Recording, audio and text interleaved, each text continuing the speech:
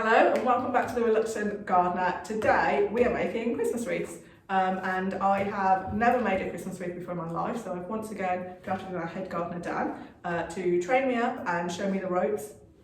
So Dan, I can see we've got equipment out already. What do we need to get started? Yeah, lots of bits and bobs involved today, and probably the most important thing and the first thing to discuss is our wreath making frame. So we've got these nice, thank you, we've got these nice big round wire frames, and you can pick these up nice and easy at this time of year in DIY stores, garden centres, or your local florist shop. Really easy to get hold of. But if you can't get hold of one, then there are some quick and easy and simple and cheap alternatives that you can use. Probably the easiest is to draw around a big mixing bowl out of your kitchen or something like this on a large piece of thick cardboard, and then cut a hole out of the centre as well with a sharp Stanley knife or something like that. Really easy to do. All you need is a solid, sturdy frame to work from. Okay, so that's our wreath making frame sorted. Hopefully you guys have got something at home, or at least a good alternative. But we also need a few key bits of tools and equipment. So most important is our florist wire. So this is a thin grade of wire that's going to be really useful for working around our wreath frame. You can pick that up really easily and really cheaply, again in craft stores or DIY stores or florist shops.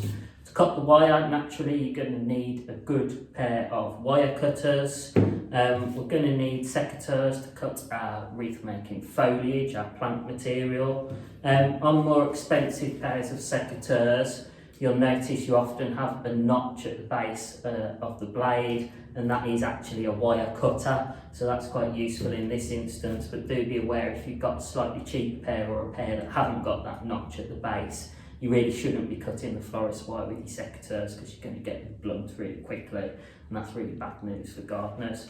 We probably won't need them today, but do keep a pair of pliers handy in case you've got a particularly tricky bit of wiring to do, or you're trying to get some real tension or tightness on the wire. A pair of pliers may be useful, so hang on to those as well. So today I'm going to make a quote-unquote traditional Christmas wreath, and we've got this lovely box of materials. Dan, you gathered all of this morning, so what have we got? Yeah, so lots of obvious traditional stuff, as Sarah just said. So we've got holly, hopefully some with some red berries on, so those are potentially going to be useful later.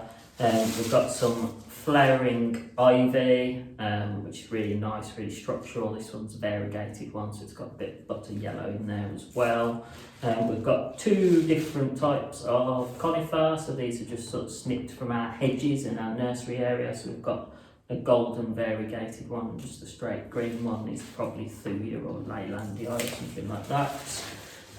We've got a very large leafed cherry laurel, Prunus lauraceus, and we've got some extra berries just snipped from a Cotoneaster. So now that we know what foliage I'm using, what's our next step?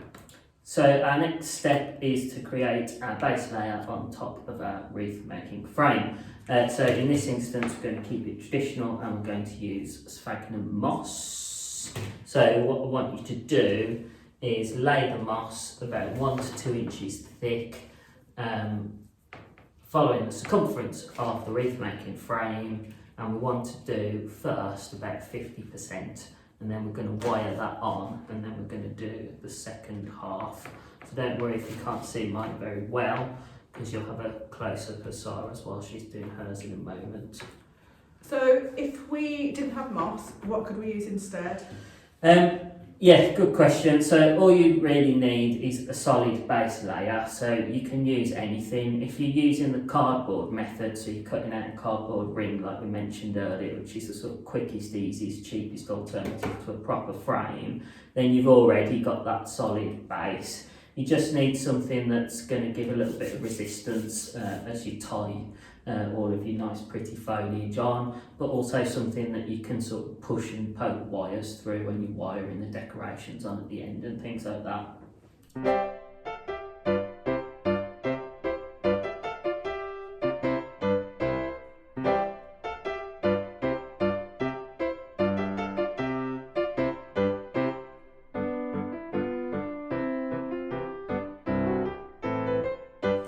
How did you find the wiring?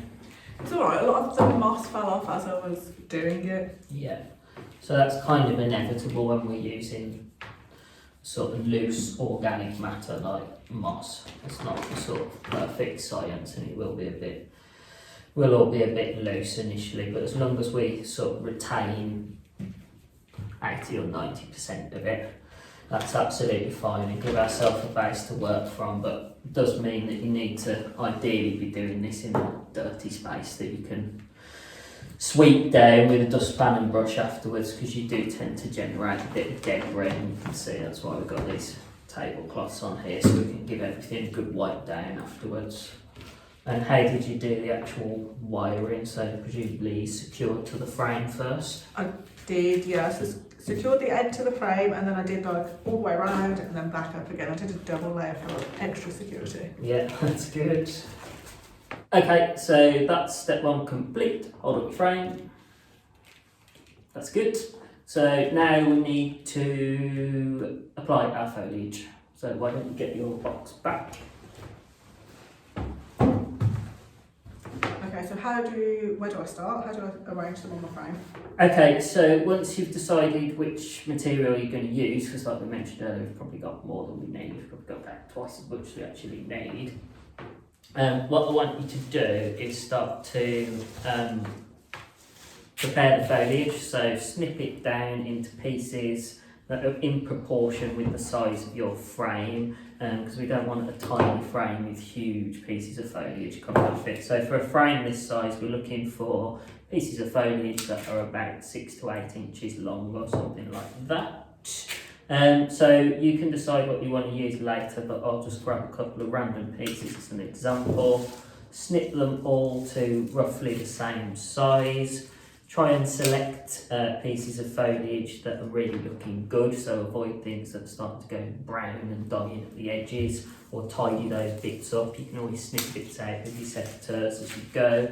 And then what I want you to do is just arrange them 3 or 4 pieces together loosely in what I would term a fan shape, so a very sort of loose fan.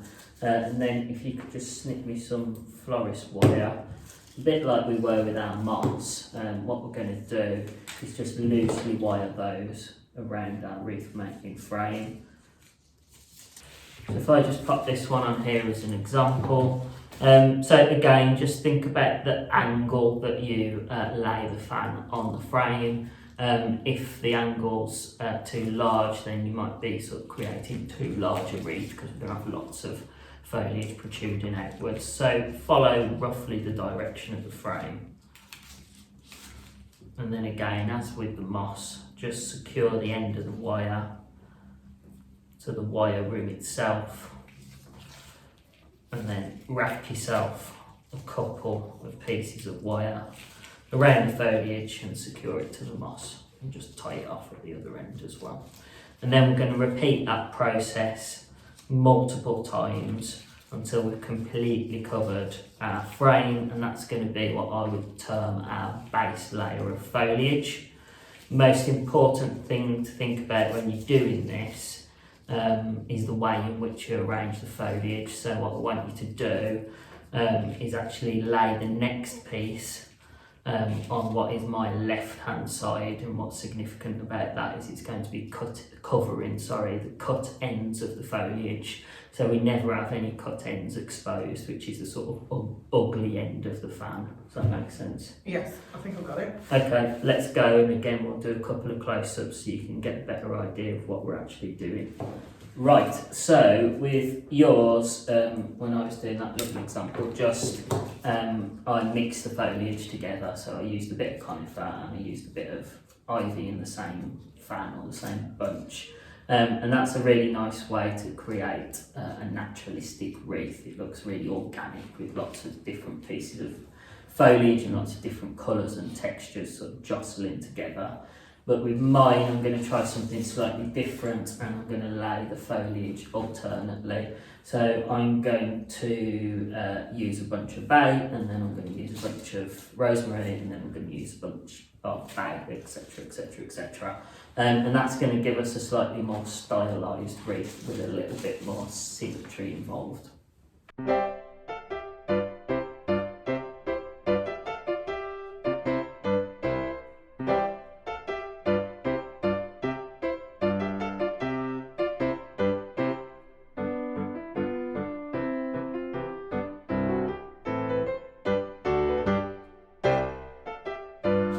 so we have finished our base layers.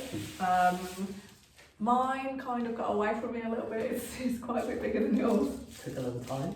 It also took me a long time as well, yeah. So how do we go about incorporating some colour into these now? Okay, so that's where our decoration comes into play. So if you get rid of your box foliage,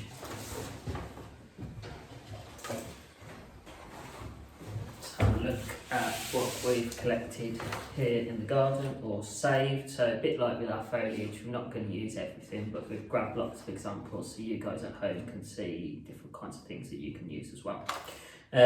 So it's pretty easy to get red into the wreath. Holly berries is the obvious thing we use at this time of year, so we've got ourselves some holly berries. We've also got ourselves some dried chilies that we grew in the lean-to glasshouse in the walled garden. So I've got a long fat one there called a Bulgarian fish, and a shorter squat one, and I think because I've got a bit of an edible theme with my sort of bay and rosemary, I think I'm going to use chilies. We've got some Chinese lanterns, fruit off the Chinese lantern that we also grew in the walled garden this year. So that could add a splash of orange and give us a bit of an autumnal effect to your wreath as well as a Christmas effect. What can be a little bit difficult, we can do greens and we can do reds pretty easy, but it can be difficult to get sort of soft brown tones in there. Pine cones again is the obvious traditional option to use. But you can also use dried seed heads. So we've got some teasels here that we saved from the garden, and we've got some dried cardoon heads, which are really nice as well. One thing I neglected to mention is you can also get a little bit of woody structure in there with colourful willow or dogwood stems, and again I'm probably going to use those on mine. So I found these clusters of berries in the foliage box from earlier, and I think they will add lots of really nice bright pops of colour to my wreath. What were they called? So these are Cotoneaster berries, and they are a good alternative to holly berries. This particular Cotoneaster has fruited really heavily this year, so that's giving us really good strong clusters of red, so it's going to make a real sort of red splash on your wreath. So yeah, I would definitely use those, that's good material. Yeah, I think these will be easy to just kind of wire on as well. So I might do like a base layer of berries, and then come back and see what dried seed heads I can pop in as well. Like I do really like these teasels, so I think that could be quite nice as well. Good.